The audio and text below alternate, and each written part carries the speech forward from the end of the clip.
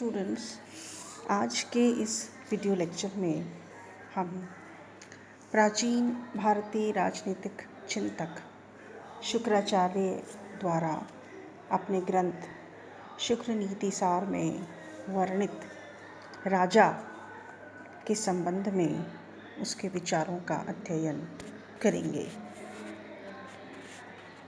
हमने इससे पहले मनु और कौटिल्य के द्वारा वर्णित राजा की स्थिति, उसके कार्यों और उसकी शक्तियों के बारे में चर्चा की थी। परंतु इन दोनों की ही तुलना में हम पाएंगे कि जहाँ मनु के राजा में दैवीय तत्व की अधिकता पाई जाती है, कौटिल्य के राजा को कुछ हद तक व्यावहारिक स्थिति प्रदान की गई है। शुक्राचार्य ने अपने राजा की स्थिति के संबंध में किसी दैवीय सिद्धांत का प्रतिपादन या व्याख्या न करते हुए एक व्यावहारिक शासक की स्थिति का वर्णन किया है। शुक्र ने अपने राजा के संबंध में कहा है कि अपने गुणों के आधार पर राजा की श्रेणी का निर्धारण होता है। ये गुण सत्य, रज और तम माने गए हैं। शुक्राचार्य ने इन तीनों सत्य, रज और तम के आधार पर शासकों का जो वर्गीकरण किया है, उसके आधार पर श्रेष्ठ, मध्यम और निकृष्ट वर्गीकरण किए गए हैं। जो राजा सात्विक लक्षणों से युक्त होता है तथा अपने धर्म में रत रहते हुए प्रजा के प्रति अपने दायित्वों का पालन करता है, धर्मपूर्ण आचरण करता है, यज्ञों को संपन्न करते हुए शत्रु पर विजय प्राप्त करता है तथा अपने आचरण में शुद्ध होता है, जो जितेंद्रिय हो, क्षमाशील हो, अनासक्त हो और वैरागी हो, उसे सात्विक श्रेणी का शासक माना गया है। ऐसे गुणों से युक्त राजा श्रेष्ठ होता है। इसके अलावा जो इन गुणों से विपरीत हो, जिसमें दया का अभाव हो, जो अपनी शक्तियों का निरंकुश प्रयोग करने में रुचि रखता हो तथा धर्म से च्युत होकर आचरण करता हो, ऐसे राजा को तामसी प्रवृत्ति का शासक माना गया है। और जो तीसरी श्रेणी है, उसका शासक अनेक प्रकार के व्यसनों से लिप्त, विषयी, कपटी, दंभी तथा अपने आचरण में भी अशुद्ध अंतःकरण वाला होता है। उसे निम्न श्रेणी का कहा गया है। ऐसा राजा तामस श्रेणी में माना गया है। शुक्र ने राजा को दिव्यता का स्तर तो प्रदान नहीं किया, परंतु ये अवश्य कहा है कि उसमें दिव्य गुणों का होना आवश्यक है। इसका तात्पर्य है कि राजा स्वयं कोई देवता स्वरूप या ईश्वरीय प्रतीक न होकर के, वरन अनेक प्रकार के दिव्य गुणों से युक्त होकर जब काम करता है, प्रजा के कल्याण में रत होता है, तो ऐसे ही राजा को श्रेष्ठ माना गया है। शुक्राचार्य ने इस बात पर बल दिया है कि जो प्रचलित लोकपाल हैं, जैसे इंद्र, वायु, यम, सूर्य, अग्नि, वरुण, चंद्र, कुबेर, इनके जो गुण हैं, उनको ग्रहण करके शासक को अपना शासन एक तपस्या के समान चलाना चाहिए। जैसे वायु से तुलना करते हुए कहा गया है कि वायु अच्छे और बुरे गंध की प्रेरक होती है, ठीक उसी प्रकार से राजा भी अच्छे और बुरे कृत्यों का प्रेरक होता है।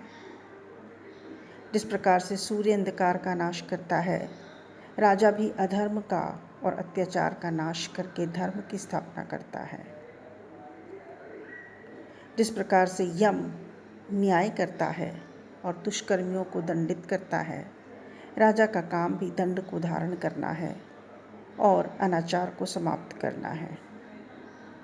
जिस प्रकार से अग्नि स्वयं पवित्र रहते हुए लोक की रक्षा करने हेतु भाग ग्रहण करती है, उसी प्रकार से राजा को भी पवित्र रहते हुए लोक रक्षार्थ सब लोगों के भाग ग्रहण करना चाहिए। वरुण से राजा की तुलना करते हुए शुक्र नीति में कहा गया है कि जल संबंधी रसों को पुष्ट करने का काम जिस प्रकार से वरुण करते हैं, राजा को भी अपने धन से सबका पोषण करना चाहिए। जिस प्रकार चंद्रमा की किरणें आह्लादित करती है, प्रसन्नता देती है, उसी प्रकार से राजा को भी अपनी प्रजा के कल्याण में रत रहकर उसे प्रसन्न रखने का काम करना चाहिए। कुबेर की भांति राजा को अपने कोष की रक्षा करनी चाहिए।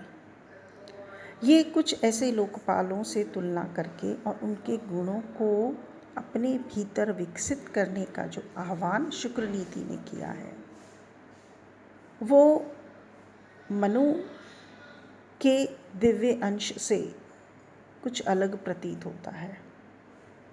मनु ने तो राजा को ईश्वर का अवतार या प्रतिनिधि स्थापित किया है और ये कहा है कि राजा चाहे बालक ही क्यों ना हो, उसके आदेश का उल्लंघन करने की किसी को भी आज्ञा नहीं है। परंतु शुक्र ने कुछ व्यावहारिक पक्ष का प्रतिपादन करते हुए स्थापित किया है कि स्वयं शासक की दिव्यता की अपेक्षा शासकीय दायित्वों की दिव्यता महत्वपूर्ण है और इसी से शासक का भी अपना महत्व द्विगुणित हो जाता है। जब शासक ऐसे गुणों से युक्त होता है, निश्चित रूप से उसके व्यक्तित्व से और उसके कृतित्व से प्रजा भी आह्लादित और संतुष्ट रहती है। शासक को एक तपस्वी के समान जीवन जीना चाहिए। उसे निरंतर धर्म में प्रवृत्त रहते हुए अपने व्यक्तिगत गुणों का इस प्रकार से विकास करना चाहिए जिससे कि उसके आचरण की शुद्धता का प्रभाव प्रजाजन पर सकारात्मक रूप से पड़ता रहे। उसे अपने भीतर ऐसे गुणों का समावेश करने का प्रयास करना चाहिए जिससे उसका अंतःकरण शुद्ध रहे। उसे व्यसनों और दुर्गुणों का परित्याग करना चाहिए। उसे अपनी आलोचना के प्रति सहिष्णु होना चाहिए। दानशीलता, लोगों के प्रति सम्मान और शूरवीरता, साथ ही साथ शस्त्र और शास्त्र विद्या में पारंगत होना, एक अनुशासित जीवनचर्या का पालन करना और किसी भी प्रकार की कुसंगति से अपने आप को दूर रखना, ये राजा के कुछ विशिष्ट गुण बताए गए हैं। शुक्र नीति सार में कहा गया है कि राजा को अपनी भौतिक जो आवश्यकताएं हैं वो नियंत्रित रखनी चाहिए। उसे जितेंद्रिय होना चाहिए। शुक्र ने परामर्श दिया है कि केवल पर उपदेश न दे, वरन राजा स्वयं अपने भीतर श्रेष्ठ गुणों को अपनाए। साथ ही साथ यह भी परामर्श दिया है कि राजा को अपनी रुचि धर्म सम्मत कार्यों में लगानी चाहिए, न कि विलासिता और मनोरंजन में। शुक्र का ये भी कहना है कि उसे आलस्य और प्रमाद से दूर रहना चाहिए। विषय भोगों में लिप्त रहने वाला राजा अपयश का भागी होता है। साथ ही आखेट, मद्यपान आदि को भी निंदनीय बताया गया है। शुक्राचार्य ने काम, क्रोध, लोभ, मोह जैसे शत्रुओं से राजा को दूर रहने का परामर्श भी दिया है। उनका कहना है कि राजा को जितेंद्रिय होकर नीति युक्त आचरण करना चाहिए, जिससे कि उसकी कीर्ति में अभिवृद्धि होती है। राजा केवल राजकुल में उत्पन्न होने के कारण ही प्रजा का आदर प्राप्त नहीं करता, वरन उसके जो व्यक्तिगत गुण होते हैं, उसका जो व्यक्तित्व होता है, उसने जो अपनी जो प्रशिक्षण काल है, शिक्षण काल, उसमें जो कुछ अर्जित किया है तथा जो विभिन्न प्राकृतिक प्रतीक और लोकपाल हैं, उनसे प्रेरित होकर जो अपने भीतर गुणों का संचार किया है, इसी से राजा कीर्ति की प्राप्ति करता है। शुक्राचार्य ने राजा को जो कार्य, दायित्व और शक्तियाँ दी हैं, उसके सही प्रबंधन के लिए राजा की दिनचर्या का बड़ा विस्तार से उल्लेख किया है। शासक की एक निर्धारित दिनचर्या होना चाहिए और उसे समय का ऐसा उचित प्रबंधन करना चाहिए जिससे कि जो शासकीय महत्व के काम हैं उन्हें प्राथमिकता से संपादित किया जा सके। साथ ही शुक्राचार्य ने कहा है कि राजा को एक अनुशासित जीवन जीना चाहिए तथा अपने निजी व्यक्तिगत जो आवश्यकताएं हैं और जो कार्य हैं उनको संतुलित रखना चाहिए, जिससे कि उसका अधिकाधिक समय प्रजा कल्याण, प्रजा रक्षण और प्रजारंजन में व्यतीत हो सके। शुक्राचार्य ने राजा को परामर्श दिया है कि रात्रि का जो चतुर्थ पहर होता है उसके 2 मुहूर्त का समय राजकीय कोष के परीक्षण के लिए रखा जाना चाहिए। 1 मुहूर्त संध्या वंदन और दान जप तप के लिए रखा जाना चाहिए। साथ ही साथ अनेक प्रकार के ऐसे शासकीय कार्य जैसे विशिष्ट व्यक्तियों को सम्मानित करने हेतु धन, वस्त्र, स्वर्ण, रत्न का परीक्षण हो, सेना के लिए विशेष प्रकार के आदेश निर्देश हों, या मित्रों के साथ बैठकर भोजन और स्वयं स्वस्थ चित्त होकर विश्राम करना, इन सब के लिए एक विशिष्ट दिनचर्या का निर्धारण शुक्र नीति सार में किया गया है। इस हेतु राजा ने समूचे दिन को 30 मुहूर्तों में विभक्त करके अपनी दिनचर्या को व्यतीत करना चाहिए, ऐसा शुक्र नीति सार में परामर्श दिया गया है। कुछ अन्य प्रसंग जैसे कि नवीन वस्तुओं का परीक्षण करना, व्यक्तिगत मनोरंजन, सेना के अभ्यास और उसका निरीक्षण, शासकीय मंत्रणाएं तथा गुप्तचरों के साथ प्रतिवेदन को प्राप्त करना, विश्राम, भोजन, शयन, इन सभी का काल विभाजन बड़े ही उचित प्रबंधन के साथ किया गया है। शुक्र नीति सार के इस प्रसंग को का विश्लेषण करते हुए हम ये कह सकते हैं कि शुक्राचार्य ने राजा को कहीं पर भी आलसी और प्रमादी होने का अवसर नहीं दिया है, वरन उसके अधिकाधिक समय को प्रजा के कल्याण और धर्म में प्रवृत्त रहते हुए अपने शासकीय दायित्वों के निर्वहन के लिए प्रेरित किया है। इस प्रकार से हम देखते हैं कि शुक्राचार्य ने राजा को जहाँ शक्तियाँ दी है, वहीं इस बात के लिए भी परामर्श दिया है कि वो इन शक्तियों का प्रयोग प्रजा हित में कर सकें। शासक के संबंध में उत्तराधिकार भी एक अत्यंत महत्वपूर्ण प्रसंग है और शुक्राचार्य ने इस पर बड़ा विस्तार से विवेचन किया है। शुक्राचार्य का कहना है कि किसी भी राजा का उत्तराधिकारी कौन होगा इसके बारे में बड़ा स्पष्ट होना चाहिए।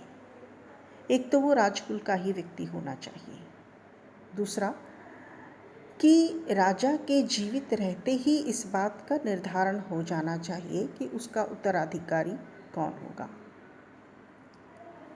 तीसरा उत्तराधिकार के जो विकल्प होते हैं उसका भी क्रम निर्धारित किया गया है।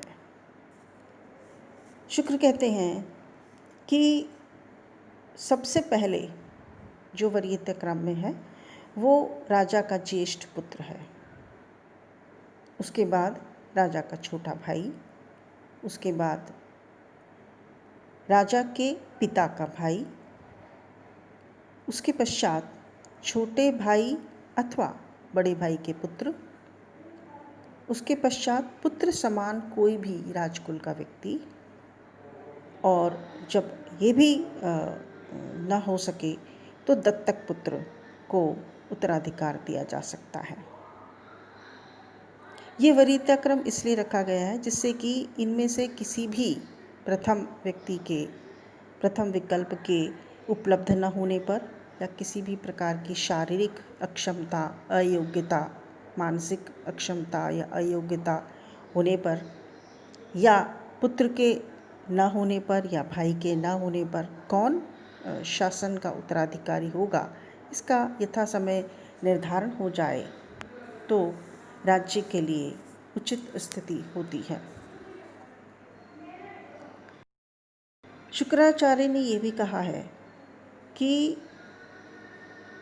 अनेक बार शासन को लेकर प्रतिस्पर्धा की स्थिति उत्पन्न हो जाती है।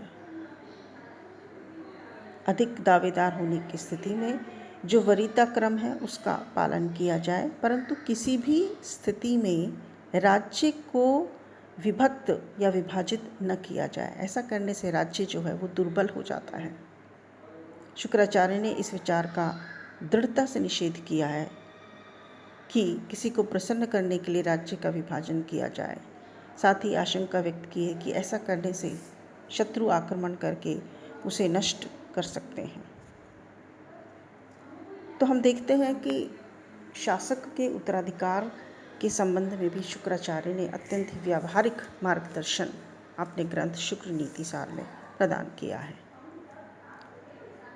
अब यदि शुक्र के राजा की स्थिति का आकलन हम करें, उसका विश्लेषण हम करें, तो हम पाएंगे, हमें ऐसा प्रतीत होगा कि शुक्राचार्य का जो राजा है उसे व्यापक शक्तियाँ अवश्य प्रदान की गई हैं, परंतु उसकी शक्तियाँ कहीं पर भी अमर्यादित या अनियंत्रित नहीं कही जा सकती।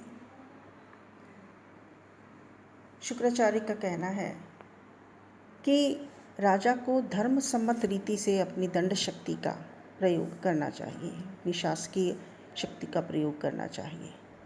यदि शुक्र नीति सार में शासक पर जो नियंत्रण है उसकी हम बात करें तो हम पाएंगे कि जो प्रथम नियंत्रण है वो है धर्म और नैतिकता का नियंत्रण। चूँकि शुक्राचार्य ने राजा के जो आचरण और गुणों की व्याख्या की है उसके आधार पर हम कह सकते हैं कि उससे ये अपेक्षा की जाती है कि उसे धर्म में प्रवृत्त रहते हुए प्रजा कल्याण के प्रति अपने आप को समर्पित कर देना चाहिए, जिससे हम ये निष्कर्ष निकाल सकते हैं कि राजा को धर्म में रत रहते हुए एक प्रजापालक और संपूर्ण यज्ञों को करने वाले दानवीर और इंद्रियों से अनासक्त एक वैरागी तपस्वी के समान जीवन जीने की प्रेरणा दी गई है। जब इस तरह का प्रसंग होता है तो हम कह सकते हैं कि इससे विपरीत चलने की राजा की स्थिति नहीं रहती और उसे भी अपनी स्थिति के अपयश या अपकीर्ति की ओर जाने का जो भय रहता है उससे एक नैतिक और धार्मिक दबाव उसके ऊपर हमेशा बना रहता है। शुक्र ने शासक से निजी और सार्वजनिक दोनों प्रकार के आचरण में शुद्धता और मर्यादा की अपेक्षा की है और ये परामर्श दिया है कि इस बात को राजा भली प्रकार समझ ले कि जितने भी भौतिक सुख साधन हैं वो चिरस्थायी नहीं होते, इसीलिए अंततः उसे धर्म में रत रहते हुए अपने कर्तव्यों का निर्वहन करते रहना चाहिए। शुक्राचार्य ने यह भी कहा है कि शासक में यदि दुर्गुण हो तो प्रजा के मध्य उसकी छवि बिगड़ जाती है और अपयश का होना प्राय निश्चित होता है। ऐसे में प्रजा को वश में करने के लिए राजा को कभी भी किसी भी प्रकार के अशुद्ध आचरण का सहारा नहीं लेना चाहिए, वरन शासक से ये अपेक्षा है कि वो परंपराओं और प्रतिष्ठित सामाजिक मूल्यों का नियंत्रण स्वीकार करते हुए धर्म का, मर्यादा का, नैतिकता का नियंत्रण स्वीकार करते हुए अपने कर्तव्यों में संलग्न रहे। स्टूडेंट्स, इसके अलावा एक और जो व्यावहारिक नियंत्रण है वो है संस्थागत नियंत्रण, जो कि राजा के मंत्रियों और सहायकों और परामर्शदात्री संस्थाओं का होता है। हम सब जानते हैं कि शासकीय या राजकीय कार्यों के लिए राजा को अपने परामर्श के लिए मंत्रियों की नियुक्ति करनी होती है और ऐसे में जो अमात्य और मंत्री होते हैं वो भी अत्यंत गुणवान और अत्यंत ही बुद्धिमान होते हैं। शासकीय प्रसंगों में उनके परामर्श से अलग या अकेले चलना राजा के लिए कोई बुद्धिमानी नहीं है। शुक्र नीति में बुद्धिमान राजा के लिए अधिकारियों, प्रकृतियों, जिसको कि अमात्य कहा गया है, वह सभा के सदस्यों के परामर्श का आदर करने और अपने मत के अनुसार अलग चलने से बचने का परामर्श दिया गया है। शासन की प्रकृतियों का उचित परामर्श राजा को नीति भ्रष्ट होने से बचाने के लिए अत्यंत आवश्यक है। शुक्र ने राज्य के सुचारू संचालन के लिए मंत्रियों के परामर्श के प्रति शासक की निष्ठा को महत्व दिया है, जिससे हम ये समझ सकते हैं कि इस प्रकार की मंत्रणा और उसको मानने के लिए जो राजा को परामर्श दिया गया है वो भी राजा को किसी प्रकार के मनमाने या अनियंत्रित अमर्यादित आचरण से रोकता है। उसके पश्चात हम देखते हैं कि जो जनमत या प्रजा का मत होता है उसकी अपनी जो एक छवि होती है और उससे च्युत हो जाने का जो भय होता है वो भी अपने आप में अत्यंत महत्वपूर्ण होता है। ऐसा कहा गया है कि शासन की करारोपण और कोष संग्रह की शक्ति को ग्रंथ में मर्यादाओं और विवेक सम्मत प्रतिबंधों के अधीन होना चाहिए। शुक्र ने राजा को चेतावनी दी है कि निजी आवश्यकता के लिए जनता से कर वसूल न करे, न ही प्रजा पर अन्यायपूर्ण ढंग से कर लगाए। शुक्राचार्य का कहना है कि राजा को प्रजा के कल्याण के लिए ही कर का आरोपण करना चाहिए। शुक्र नीति में ये भी कहा गया है कि शासकीय आचरण पर जनता का जो नियंत्रण होता है वो अपने आप में महत्वपूर्ण होता है।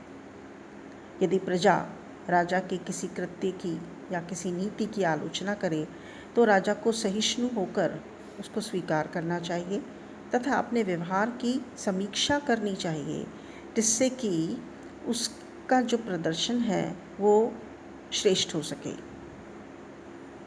शुक्र ने राजा को स्पष्ट निर्देश दिया है कि वो किसी व्यक्ति को केवल इस कारण से दंडित न करे कि उसने राजा की निंदा की है।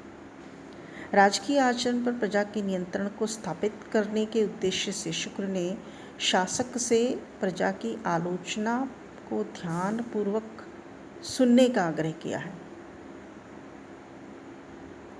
शुक्र नीति में शासक को पदच्युत करने के प्रजा के अधिकार को भी स्पष्ट रूप से मान्यता दी गई है। यह भी कहा गया है कि प्रजा का यह कर्तव्य है कि नीति और धर्म के विरुद्ध आचरण करने वाले राजा को निरंतर दबाव में रखे, उसकी निंदा करे, जिससे कि राजा पर अपयश या अपकीर्ति का भय बना रहे।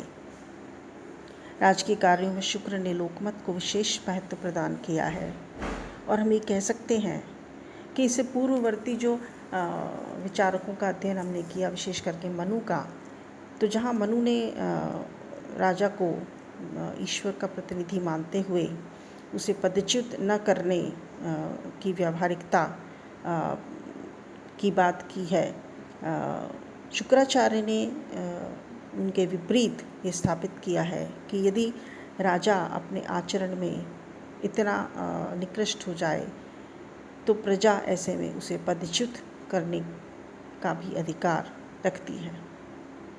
यही बात कौटिल्य ने भी कही है। कौटिल्य ने तो स्वयं इसको सिद्ध भी किया है। नंदवंश का विनाश करके चंद्रगुप्त मौर्य को शासक के रूप में स्थापित करके कौटिल्य ने भी इसी बात को सिद्ध किया है कि जब राजा अपने कर्तव्यों से च्युत हो जाए तो प्रजा को, ऐसे राजा को अपने पद से हटाकर जो श्रेष्ठ गुणों से युक्त शासक होने के योग्य हो उसे शासन करने का अधिकार देना चाहिए।